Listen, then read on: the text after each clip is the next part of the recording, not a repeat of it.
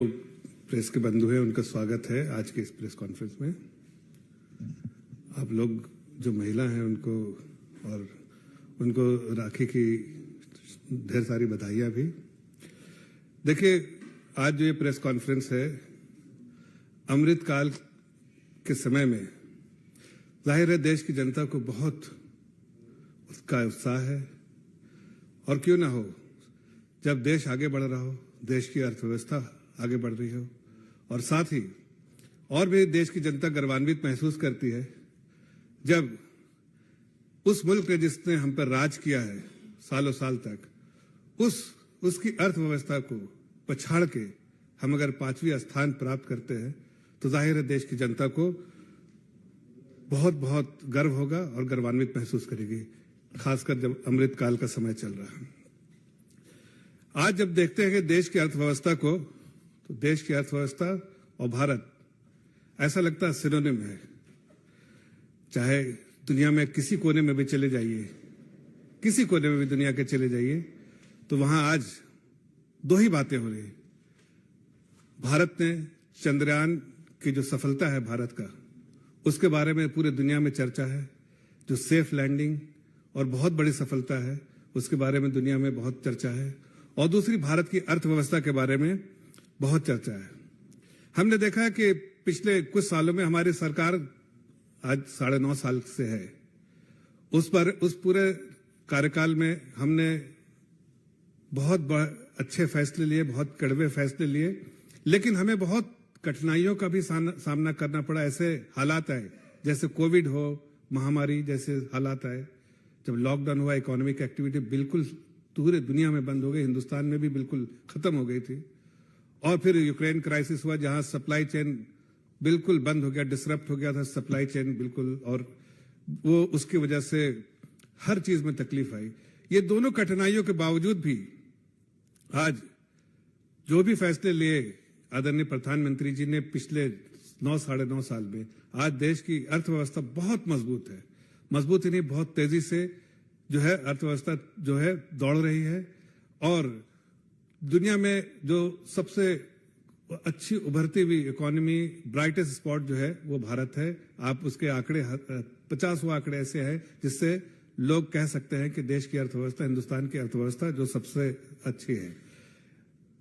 शायद इसी को कई लोग कहते हैं कि जो फैसले लिए आदरणीय प्रधानमंत्री जी को, उसको कई लोग मोदीनॉमिक्स भी कहते हैं। जो मोदीनॉमिक्स था आदरणीय प्रधानमंत्री जी का, जो फैसला लिया हुआ है, जो उन्होंने बड़े बड़े फैसले लिए हैं, कड़वे फैसले लिए हैं, और लेकिन अर्थव्यवस्था को मजबूत और देश की जनता को मजबूत, देश की जनता की आमदनी ज्यादा हो, उसकी चिंता करते हुए जो है आदरणीय प्रधानमंत्री जी ने अच्छे और कड़वे फैसले लिए। आज इसको कई लोग कहते हैं मोदी है तो मुमकिन है, मोदीनॉमिक्स के बारे में बात करते हैं।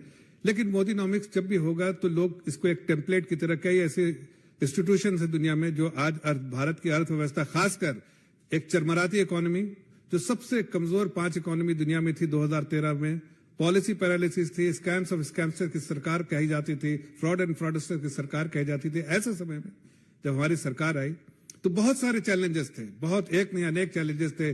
बैंक का जो लोन जो है 6 सालों में, 1947 से 2006 से तक जो बैंक के लोन थे वो 6 सालों में 2006 से 2012 में 3 टाइम कर दिया, मतलब 18 लाख करोड़ से 52 लाख करोड़ कर दिया था। तो वो सब इन लोगों को दिया था जो फोन बैंकिंग के द्वारा, जो सब लोग जानते हैं कि उसके सारे लोन ऐसे थे जिसका डे 1 से नॉन परफॉर्मिंग एसेट्स थे, मतलब जो आमदनी होनी चाहिए जो उस लोन से वो हो ही नहीं सकती थी, इसलिए कि ऐसे प्रोजेक्ट में फंडिंग की गई थी। ऐसे समय में आदरणीय प्रधानमंत्री जी ने जो 9 साल के कार्यकाल में अच्छे फैसले लिए, और उस अच्छे फैसले का आज नतीजा है कि देश की अर्थव्यवस्था बहुत ही कमजोर से बहुत ही मजबूत इकोनॉमी बनी है। और मजबूत ही नहीं, दुनिया की सबसे बेहतरीन इकोनॉमी, इमर्जिंग इकोनॉमीज में से है और तेजी से दौड़ रही है। इसीलिए लोग इसको कहते हैं मोदीनॉमिक्स, और कई ऐसे इंस्टीट्यूशन में इसको एक टेम्पलेट की तरह देखा जा रहा है, इस पर रिसर्च भी किया जा रहा है।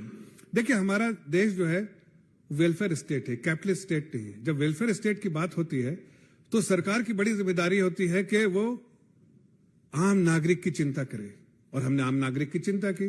प्रधानमंत्री जी ने डे 1 में, जब सरकार हमारी 2014 में आई थी, तो उन्होंने कहा था कि हमारा सबसे बड़ा दायित्व है कि हम एक आम नागरिक, जो सबसे गरीब नागरिक है, उसके दामन को, उसके हाथ को थामे और उसको मजबूत करें। और हमने वो पिछले 9 साल में जो 313 वेलफेयर स्कीम चलाई प्रधानमंत्री की, उसके अंतर्गत चाहे वो छत देने का, जिसके पास छत नहीं था छत दिया, जिसके पास पानी बिजली कनेक्शन नहीं था बिजली कनेक्शन दिया, जिसके पास पानी कनेक्शन नहीं था पानी जल से नल देने का ये किया, जिसको राशन चाहिए राशन दिया, जिसको रोड सड़कें बनवाई, रोड बनवाई, इंफ्रास्ट्रक्चर, फिजिकल इंफ्रास्ट्रक्चर गांव में बनवाया, हर तरह की वो सुविधाएं देने की कोशिश की। चाहे आयुष्मान भारत जैसी स्कीमें लाई, जो कि अगेन दुनिया के बहुत इंस्टीट्यूशन आयुष्मान भारत जैसी स्कीम का कोई एक टेम्पलेट की तरह देख रहे हैं, एक रिसर्च पेपर की तरह देख रहे हैं, एक कोर्स स्टडी की तरह इस्तेमाल कर रहे हैं इस आयुष्मान भारत जैसी स्कीम को। इतना बड़ा इंश्योरेंस स्कीम कभी दुनिया में नहीं है। तो बहुत सारी सुविधाएं देने की कोशिश की जो हमारी सरकार ने, इसलिए कि हमारा लक्ष्य था आदरणीय प्रधानमंत्री जी का कि हमें देश को आगे करना है, देशवासियों को आगे करना है। इसलिए G20 जैसे यहाँ बड़े बड़े जो इवेंट हो रहे हैं, जो दुनिया में महत्व है, जिसकी दुनिया के बड़े से बड़े लीडर आज देश में आ रहे हैं, ये भी अपने आप में बहुत बड़े गर्वान्वित करने वाली बात है कि देश की जनता को, कि आज हमारे देश में ऐसे इवेंट भी हो रहे हैं जिसके सपने में हम लोग नहीं सोचा करते थे। और देश के बारे में, देश की लीडरशिप के बारे में दुनिया जानती है कि उन्होंने अच्छे फैसले लिए, और जो फैसले लिए देश के हित में और देशवासियों के हित में। तो आज लोगों की आमदनी भी बढ़ रही है, लोग बेहतर पोजीशन में है, कंजम्पशन बढ़ रहा है, कंजम्पशन दिखता है कि जो कंजम्पशन दिख रहा है कि लोगों की आमदनी बढ़ी है, इसलिए ऐसा कंजम्पशन जो है हो रहा है। तो ये सारे चीजों को ध्यान में रखते हुए आज देखिए 2 दिन पहले प्रधानमंत्री जनता की चिंता करते हैं, कभी चिंता नहीं करते हैं कि कोविड जैसे समय में पूरा जो खजाना है खोल दिया आम जनता के लिए, देश को आत्मनिर्भर बनाने के लिए फैसले लिए, लेकिन जनता को हर राहत पहुंचाने के लिए, चाहे डायरेक्ट बेनिफिट ट्रांसफर के थ्रू उनको उनके अकाउंट में पैसा देना, चाहे फाइनेंशियल इंक्लूजन के लिए जनधन अकाउंट खुलवाना, चाहे किसानों को प्रधानमंत्री किसान सम्मान निधि के द्वारा उनके अकाउंट में पैसा पहुंचाना, लेकिन हर चीज के लिए खजाने आम नागरिक के लिए, देश की जनता के लिए खोला। और अब जब माँ बहनें एक्सपेक्ट कर रही थी कि आज जब ऐसा त्योहार आ रहा है, चाहे ओणम हो और या फिर राखी का त्योहार हो, तो उस वक्त एक और बड़ा तोहफा के तौर पर जो सिलेंडर के 200 रुपए दाम कम कर दिए, 33 करोड़ लोगों के लिए कनेक्शन जिसपे 200 रुपए कम किए, और साथ साथ उज्ज्वला स्कीम वालों के लिए जो इनके कनेक्शन है 9.5 करोड़, उनके लिए 400 रुपए कम किए। तो ये प्रधानमंत्री का तोहफा जो है, उसके लिए लागत जो भी आए, चाहे 6,000, 7,000, 8,000 करोड़ जो भी सरकारी खजाने से खर्चा हो, लेकिन प्रधानमंत्री ने चिंता नहीं की, जनता की चिंता की, माँ बहनों की चिंता की। और इसलिए कि हमारी सरकार जो है वेलफेयर स्टेट है, जनता के लिए है, जनता पे समर्पित है, जनता ही की सेवा के लिए है। अब हमारा जब हम देखते हैं कि सबका साथ, सबका विश्वास और सबके लिए प्रयास करते हैं, तो उधर एक देखिए, आपको पता ही होगा, एक गठबंधन है जो अपने लिए प्रयास करता है, हम प्रधानमंत्री बनेंगे, हम प्रधानमंत्री बने। तो उनकी जो पर्सनल महत्वाकांक्षा है, जनता कहती है फिर मिलेंगे अगली बार 2024 के बाद, उनकी जो जवाब होता है जनता का, और जनता जवाब देगी जब ये 2024 का इलेक्शन होगा। लेकिन जब अर्थव्यवस्था के बारे में देखते हैं तो 3 बड़ी महत्वपूर्ण चीज है। पहला कि ग्रोथ मोमेंटम क्या है, दूसरा माइक्रो एंड मैक्रो स्टेबिलिटी क्या है, और तीसरा जो है इन्वेस्टमेंट इन्फ्लेशन के स्टेटस क्या है। तो मैं बहुत संक्षेप में आपको बताना चाहता हूं कि आज गर्व से कहता हूं कि हमारे देश की अर्थव्यवस्था बहुत मजबूत है, और उसको आंकड़े के हिसाब से भी देखा जाए, या आपको जो डिटेल्स देंगे उसके हिसाब से भी देखा जाए कि कितना मजबूत जो अर्थव्यवस्था है। आप देखिए, जब ग्रोथ के बारे में बात करते कि आज जाहिर है हेडविंड्स है, ग्लोबल हेडविंड्स है, मतलब आपकी अर्थव्यवस्था बाकी देशों की, डेवलप्ड इकोनॉमीज की, इमर्जिंग इकोनॉमीज की अर्थव्यवस्था नीचे जा रही है, इसलिए कि ग्लोबल जो है डिक्लाइनिंग है ग्रोथ, जो ग्लोबल जीडीपी डिक्लाइन कर रही है, उसमें कॉन्ट्रैक्ट कर रही है, लेकिन बहुत सारी इकोनॉमी उससे सफर कर रही है। लेकिन देश की अर्थव्यवस्था, चूंकि ऐसे मोदीनॉमिक्स ऐसा हमने फैसले लिए कि हम इसको विथस्टैंड करेंगे, हमारा ग्रोथ भी होगा। आज देखिए, सब कहते हैं कि India is the brightest spot, जहां सबसे ज्यादा अपॉर्चुनिटीज है, ग्रोथ कैपिटल के लिए सबसे ज्यादा हिंदुस्तान में अपॉर्चुनिटीज और ग्रोथ मोमेंटम बहुत है, और आगे आप देखिए कि जब फोरकास्ट देखते हैं किसी भी, चाहे मल्टीलैटरल इंस्टीट्यूशन हो, एशियन डेवलपमेंट बैंक हो या IMF हो या फिर वर्ल्ड बैंक हो या वर्ल्ड इकोनॉमिक फोरम हो, सब देखते हैं कि जो ग्लोबल GDP है वो 3.5 पिछले साल जो थी उससे घट के 2.7 फोरकास्ट था। थोड़े से बेहतर हालात ग्लोबल इकोनॉमी में, जो इतना बिल्कुल ऐसा लगता था कि ग्लूमी पिक्चर है, उसको थोड़ा सा बेहतर हुआ तो लोग 2.7 से अब 2.93 तक भी फोरकास्ट अलग अलग इंस्टीट्यूशन दे रहे हैं। लेकिन भारत की अर्थव्यवस्था 6% से ऊपर शुरू से फोरकास्ट है कि 6.1 से 6.5 तक की अर्थव्यवस्था किसी तरह भी, जो आज के फोरकास्ट से और बेहतर भी हो सकता है, लेकिन जो फोरकास्ट है, जो स्ट्रीट में फोरकास्ट है कि 6.1 से 6.5 तक होगा। उसके बाद अगर आप देखिए कि ओवरऑल इकोनॉमिक एक्टिविटीज जो है उसमें जो बहुत अच्छा ट्रेंड दिख रहा है, बहुत पॉजिटिव ट्रेंड दिख रहा है जो ओवरऑल इकोनॉमिक एक्टिविटीज जो इकोनॉमी में दिख रही है। सप्लाई साइड में आप देखिए तो क्रॉप स्विंग जो है बहुत, जो आप रेंज को भी ट्रैक करते होंगे, साउथ वेस्ट मानसून जो है जैसे प्रोग्रेस कर रहा है, उसके साथ साथ जो जिस तरह से जो हम खरीफ की और जो क्रॉप की जो रोपण कर रहे हैं उसमें तेजी से रोपण हो रहा है। सर्वे बताता है कि जितना हमने पिछले साल किया था उससे बेहतर हो रहा है, और मानसून थोड़ा कम हुआ है लेकिन स्टेडी प्रोग्रेस है, इसलिए रोपण भी बहुत अच्छे से हो रहा है। आप अगर देखिए इंडस्ट्रियल एक्टिविटीज बहुत अच्छी है, जो IIPs है, इंडेक्स ऑफ इंडस्ट्रियल प्रोडक्शन, वो पॉजिटिव ट्रेंड है।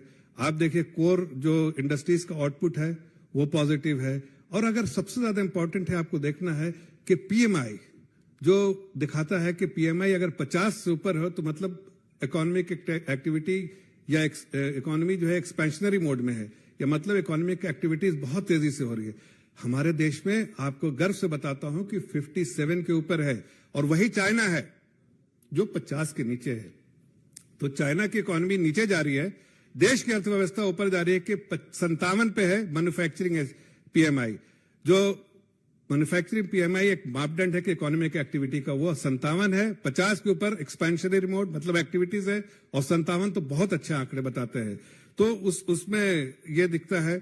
अगर सर्विसेज साइड में देखें तो बहुत बॉयंसी है, खास के अगर आप इसमें देखें जो एक्सपेंशनरी मोड में वहां पर भी है, और उसके आंकड़े देखें, चाहे ई-वे बिल हो, चाहे आपका टोल कलेक्शन हो, चाहे आपका सर्विसेज PMI हो, ये सारी चीजें बताती हैं कि सर्विसेज सेक्टर में तेजी है।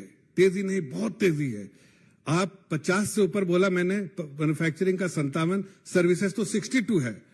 चाइना नीचे जा रहा है, बाकी देश नीचे जा रहा है, लेकिन हिंदुस्तान की इकोनॉमी जो है एक्सपेंशनरी मोड में तेजी से ऊपर जा रही है। और दोनों PMI, सर्विसेज और मैन्युफैक्चरिंग, दोनों PMI इस बात को दर्शाता है, 57 और 62, कि हमारे देश की अर्थव्यवस्था तेजी से बढ़ रही है, आगे बढ़ रही है, तेज पटरी पे दौड़ रही है और एक्सपेंशनरी मोड में है। अच्छा, और जब देश की अर्थव्यवस्था तेजी से दौड़ती है तो देश मजबूत होता है, देश में देश की जनता मजबूत होती है, कैपिटल जो पर कैपिटा इनकम मजबूत होता है, और ये साफ साफ दिखता है। अगर आप इसमें देखें डिमांड के साइड में, तो डिमांड में आप देखिए कि डोमेस्टिक डिमांड जो है वो उसमें बहुत जो पॉजिटिव ट्रेंड है। चाहे आप अर्बन डिमांड देखिए या रूरल डिमांड देखिए। अर्बन डिमांड में आप देखिए कि अगर आप पैसेंजर ट्रैफिक देखिए, चाहे इसमें जो एयरलाइंस के जो पैसेंजर टिकट जो है वो बहुत 26% से बढ़ रहा है। आप अगर देखिए हाउस होल्ड क्रेडिट में वो तेजी से बढ़ रहा है। तो ये सारी चीजें बताती हैं कि डिमांड बहुत है, अर्बन डिमांड बहुत है, और रूरल डिमांड में आप पैसेंजर व्हीकल देखिए तो वो तेजी से सेल हो रहा है। जब आप देखते हैं जो हाई फ्रीक्वेंसी डेटा देखते हैं तो उसमें समझ में आता है कि इकोनॉमिक एक्टिविटीज कैसे है, कौन कौन से डेटा जो है इंडिकेटर्स जो बता रहे हैं कि तेजी से है। तो जब आप देखते हैं पैसेंजर व्हीकल सेल्स बढ़ रहा है, जब देखते हैं कि हाउस होल्ड क्रेडिट बढ़ रहा है, जब देखते हैं कि आप प्लेन से चढ़ने वाले की तादाद ज्यादा और तेजी से बढ़ रही है, मतलब डिमांड बढ़ रहा है, अर्बन डिमांड बढ़ रहा है। उसी तरह से अगर रूरल डिमांड के बारे में अगर देखते हैं तो आप अगर रूरल डिमांड में देखिए तो आपको जो टू व्हीलर सेल्स जो है वो बढ़ा है, आपका फर्टिलाइजर सेल्स बढ़ा है, आपके जो एग्रीकल्चर क्रेडिट बढ़ा है, और FMCG के जो कंपनीज उनका सेल्स जो वॉल्यूम बहुत बढ़ा है। जब भी FMCG जो फास्ट मूविंग कंज्यूमर गुड्स की कंपनी जो है उसका सेल्स बहुत बढ़ता है तो उससे समझ में आता है कि रूरल डिमांड बहुत है, रूरल डिमांड बढ़ गया है। तो ये सारी चीजें बताती हैं कि रूरल डिमांड जो है वो और अर्बन डिमांड दोनों में बहुत जो है स्टेबल है और डिमांड जो है बढ़ता जा रहा है। और ये संकेत होता है कि लोगों के हाथ में पैसा है, जो डिस्पोजेबल इनकम है, और वो डिस्पोजेबल इनकम अपने हिसाब से खर्च कर रहे हैं। तभी गाड़ियां खरीदते हैं, तभी वो लोन लेते हैं, तभी वो क्रेडिट लेते हैं, जो गांव में क्रेडिट लेते हैं, या आप मोटरसाइकिलें खरीदते हैं। ये सारी चीजें इस बात को दर्शाती है कि डिमांड जो है बहुत ज्यादा है। हमें ये भी मालूम है कि हमारी जो अर्थव्यवस्था है आज वो इन्वेस्टमेंट लेड अर्थव्यवस्था है। तो इन्वेस्टमेंट, जब हमारे इन्वेस्टमेंट होता है, जाहिर इन्वेस्टमेंट लेड जो हमारी अर्थव्यवस्था है मींस जो कैपिटल एक्सपेंडिचर, सबको मालूम है कि बजटरी एलोकेशन पिछले 3 साल से जो हो रहा है, हर बार कैपिटल एक्सपेंडिचर जो है बहुत तेजी से बढ़ रहा है। उसकी दो कारण है। एक तो कारण है कि प्राइवेट इन्वेस्टमेंट जो कम हो रहा था, प्राइवेट सेक्टर इन्वेस्टमेंट में इसलिए कम हो रहा था कि बैंकों की हालत नाजुक थी। जब हमने इनहेरिट किया था, जो हमको इनहेरिट करना पड़ा, जो पिछली सरकार की वजह से उन्होंने इतने सारे गलत लोन, जैसे मैंने कहा, दिए थे और वो बैंक की हालत खस्ता हो गई थी। हमने देश के हित में कोई ऐसा फैसला नहीं किया कि व्हाइट पेपर लेके आए, लेकिन हालात नाजुक थे, उसको बैंकों को कैपिटलाइज कराया, रिकैपिटलाइज किया और बैंकों की स्थिति मजबूत की। आज बहुत स्ट्रांग बैंक है, बैंक बहुत स्ट्रांग है। लेकिन रूरल और जो साथ साथ जो कंस्ट्रक्शन एक्टिविटी शुरू हुई, इन्वेस्टमेंट, वहां बैंकों के लोन भी दिए जा रहे हैं। कंस्ट्रक्शन एक्टिविटीज में भी तेजी है और जो गवर्नमेंट के जो कैपिटल एक्सपेंडिचर है उसमें भी बहुत तेजी है। On the back of government expenditure, private investment is also taking place in a large number. संकेत दिखते हैं कि बैंक के लोन जो है अभी YTD देखें जो इस साल के 5.75 लाख करोड़ तक ऑलरेडी जो है डिस्बर्स, जो रिसोर्सेज है एक कंपनी के लिए, वो वहां तक 5.75 लाख आज के दिन तक जो है 24 अगस्त तक जो है इतना डिस्बर्स कर दिया है। मतलब तेजी है, प्राइवेट सेक्टर भी पैसा ले रहा है। कैपेसिटी यूटिलाइजेशन के हिसाब से देखें तो सबसे ज्यादा पिछले कई सालों में देखिए कैपेसिटी यूटिलाइजेशन 76.3 है। मतलब 70 के बाद जब कैपेसिटी यूटिलाइजेशन बढ़ जाती है तो प्राइवेट इन्वेस्टमेंट अपने आप ही शुरू हो जाता है।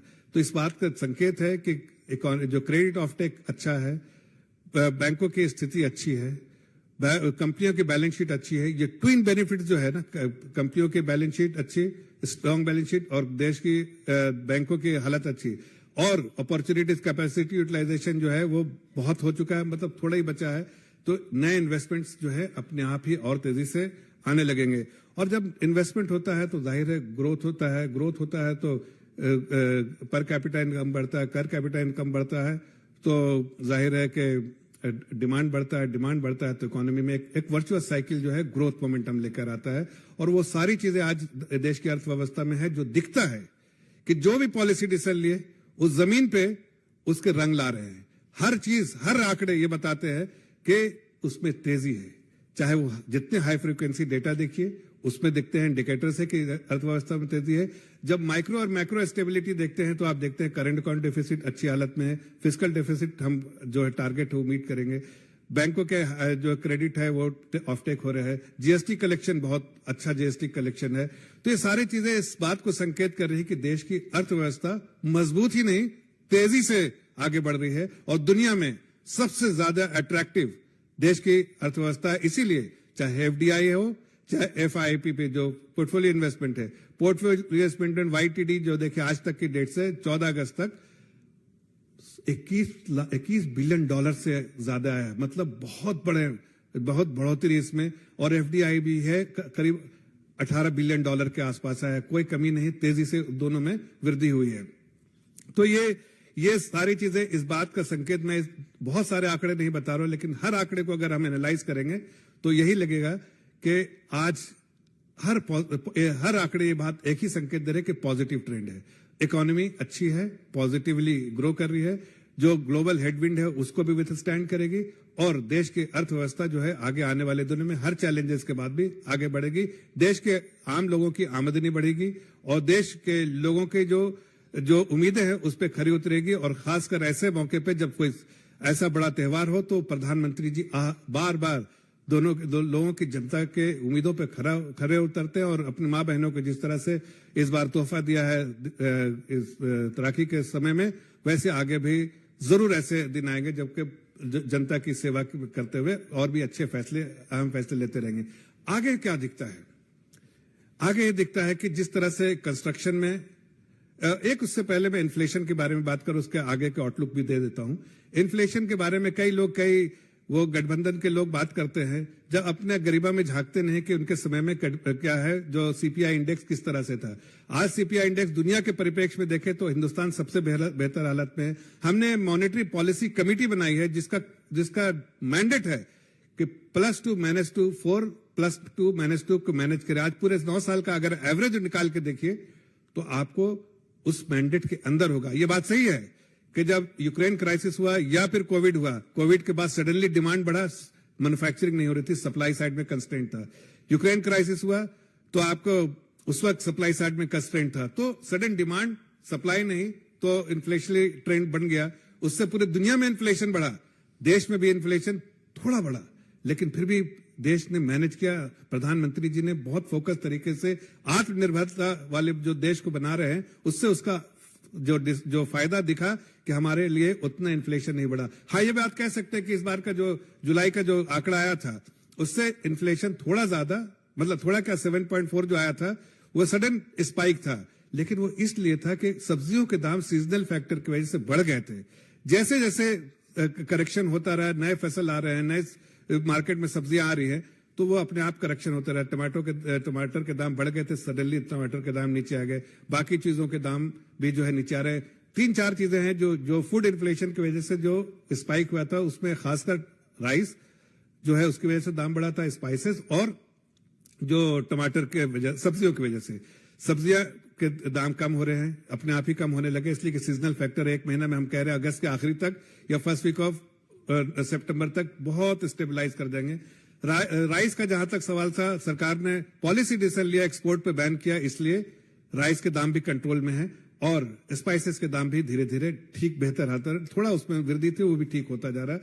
तो इन्फ्लेशन का डायरेक्शन बहुत साफ है, महंगाई दर का डायरेक्शन बहुत साफ है कि आगे वाले दिनों में महंगाई दर जो है वो बहुत ही नीचे तरफ की जाएगी और एवरेज जो है हम लगता है कि 5 के आसपास, जो साल का एवरेज है 5 के आसपास रहेगा। जो आउटलुक है, अब मैं उस पर जो आगे आने वाले दिनों में जो आउटलुक है, जिस तरह से कंस्ट्रक्शन एक्टिविटी, जिस तरह से डिमांड है, जिस तरह से कंजम्पशन दिख रहा है, पैटर्न दिख रहा है, जिस तरह से बैंक क्रेडिट ऑफ टेक है, जिस तरह से जीएसटी कलेक्शन है, जो आंकड़े जो है जुलाई अगस्त के जून के बाद जुलाई अगस्त के आंकड़े अभी तक आए हैं, उस पूरे बेसिस पे मुझे लगता है कि आगे आने वाले दिनों में बहुत अच्छे संकेत है। और उसके बाद फेस्टिवल ला रहा है, कई फेस्टिव सीजन है जो वैसी डिमांड बढ़ाते हैं, वैसी कंजम्पशन बढ़ता है, लोगों की आमदनी भी 2-3 गुना और बढ़ गई है, तो उससे डिमांड और बढ़ेगा, अर्थव्यवस्था और बेहतर होगी, जो ग्रोथ मोमेंटम और दिखेगा। और आज आंकड़े आने वाले हैं फर्स्ट क्वार्टर के जीडीपी के। मुझे ये नहीं मालूम कि आंकड़े क्या आएंगे, लेकिन जो स्ट्रीट के संकेत है, जो बहुत सारे लोग स्ट्रीट पे जो है पोलिंग करते हैं कि क्या है, तो ऐसा अनुमान लगता है कि आज के आंकड़े के हिसाब से 8% के आसपास कहीं इधर उधर हो सकता है, लेकिन कितना होगा उसको आंकड़ों के आने के बाद ही पता चलेगा। लेकिन जो स्ट्रीट के संकेत है, लोगों की उम्मीद है, और 8% GDP growth first quarter, it's a fabulous number. It only shows that Indian economy is not only growing, is going very fast. जितने पैरामीटर्स हैं, macro economic parameters which was looking terrible in 2014, it is looking very prominent. तो ये इतने सारे जो आंकड़े बताया मैंने, उसके सिर्फ ये संकेत है कि आगे आने वाले दिनों में, आज का क्या आंकड़ा आता है, लेकिन जो ग्रोथ प्रोजेक्शन है, दुनिया की जीडीपी जो ग्रोथ नीचे आ रही है, बाकी सब जगह कॉन्ट्रैक्शन हो रहा है और देश की अर्थव्यवस्था जो एक्सपेंशनरी मोड में है। और आगे आने वाले दिनों में जिस तरह से एफडीआई का आंकड़े हैं, जिस तरह से एफपीआई के आंकड़े हैं, जिस तरह से बैंक के क्रेडिट ऑफ टेक के संकेत है, और बाकी जो पॉलिसी डिसीजन सरकार, जो बार बार सरकार ने कहा है कि हम हर बार जो पॉलिसी डिसीजन लेंगे जो ग्रोथ को प्रोपेल करे, ग्रोथ मोमेंटम लेके आए इकोनॉमी में, उसको उस तरह के पॉलिसी डिसीजन लेते रहेंगे। तो मुझे उम्मीद है कि नेक्स्ट अपडेट जब भी हम आपके पास आएंगे तो उस बात का संकेत आपको जो आज मैं कह रहा हूं कि देश की अर्थव्यवस्था बहुत तेजी से बढ़ेगी और दुनिया में एक ब्राइट स्पॉट और जो ग्रोथ कैपिटल दुनिया का है वो इस देश में आएगा, ऐसी मुझे उम्मीद है। और ये manufacturing hub over a period of time जो गति शक्ति जैसे ऐसे बड़े पॉलिसी डिसीजन लिए, ये देश जो है एक मैन्युफैक्चरिंग हब दुनिया के लिए बनेगा। मैंने अपनी बातें रखी, अगर आप किसी का कोई सवाल हो तो मैं उसको एड्रेस करूंगा। आज अर्थव्यवस्था पे ही बात कर रहा हूं मैं, अर्थव्यवस्था पे ही इसको फोकस करके ये जो आज की जो इसमें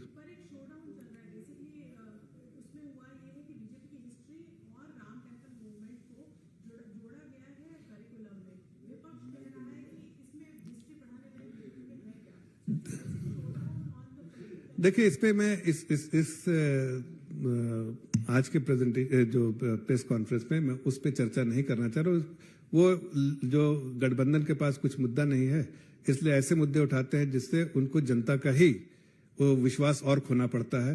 तो उन्हें ऐसे मुद्दे उठाने दीजिए और जनता का विश्वास खोने दीजिए। ये बहुत साफ संकेत है कि जनता से दूर होते जा रहे हैं और इस तरह के सवाल उठा के और दूर होते हैं।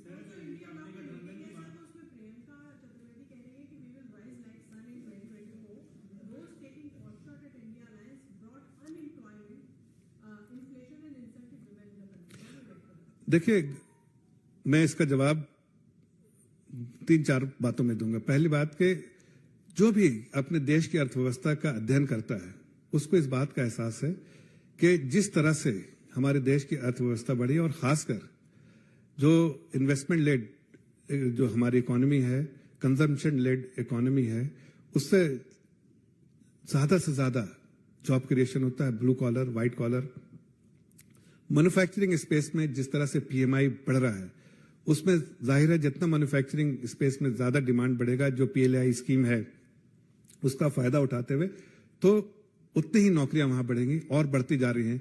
जो सरकार ने फैसले लिए हैं गति शक्ति की, खासकर लॉजिस्टिक में आप देखिए तो हमारी रैंकिंग कितनी इंप्रूव हो गई है। इंफ्रास्ट्रक्चर का जो हमारा जो ये है, जो पाइपलाइन है 110 लाख करोड़ का, और किसी भी अर्थव्यवस्था में अगर इंफ्रास्ट्रक्चर में इन्वेस्टमेंट होता है तो उसमें मल्टीप्लायर इफेक्ट होता है। तो उस मल्टीप्लायर इफेक्ट के साथ देश की अर्थव्यवस्था बढ़ेगी, जाहिर ज्यादा नौकरियां होंगी, ज्यादा आमदनी होंगी, और इन्फ्लेशन जिसको कहता है उनको अपने गरीबा में झांक के देखिए, दुनिया के परिप्रेक्ष्य में देखिए और हिंदुस्तान में जो इन्फ्लेशन के आंकड़े हैं उनको देख के उनको खुद से एहसास हो जाएगा कि हमने जो पॉलिसी डिसीजन लिया उससे देश की में बिल्कुल महंगाई नहीं, बल्कि थोड़े बहुत जो सीजनल फैक्टर की वजह से होता है, लेकिन वो अब महंगाई अब कंट्रोल में, नियंत्रण में है।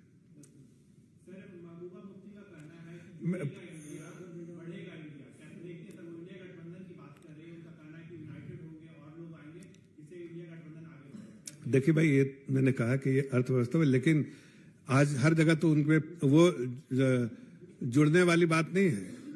वो सब जुड़ते हैं कौन लोग, वहां उनपे एक शेर याद आता है, जमीर भी बिकती है, फरमान भी बिकते हैं, तो दाम तो लगा। यहां गठबंधन में ईमान भी बिकते हैं, तो बस वही गठबंधन का काम है। वहां सब करप्ट लोग एक साथ आए हैं।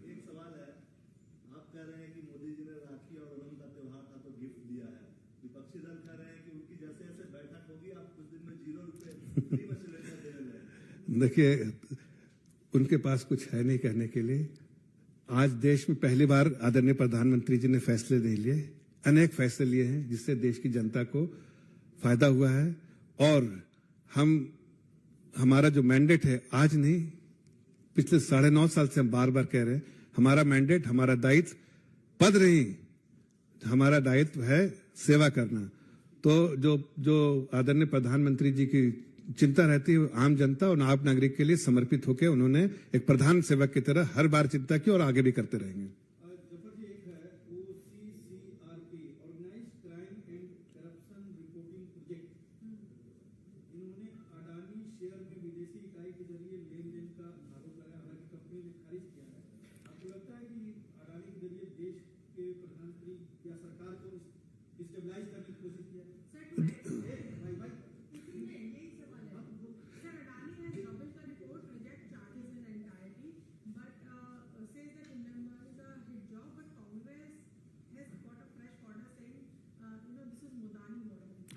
देखिए, ये सारी चीजें जो है वो उसको कंपनी ने ऑलरेडी खारिज कर दिया है।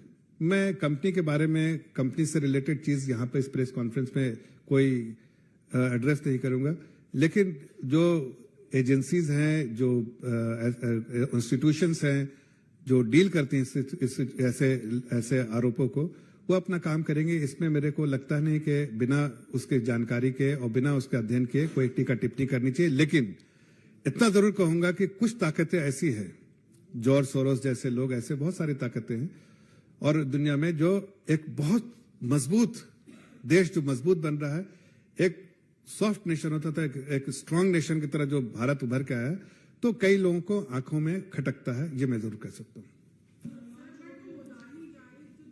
हाँ बोलिए, आप कुछ बोलिए।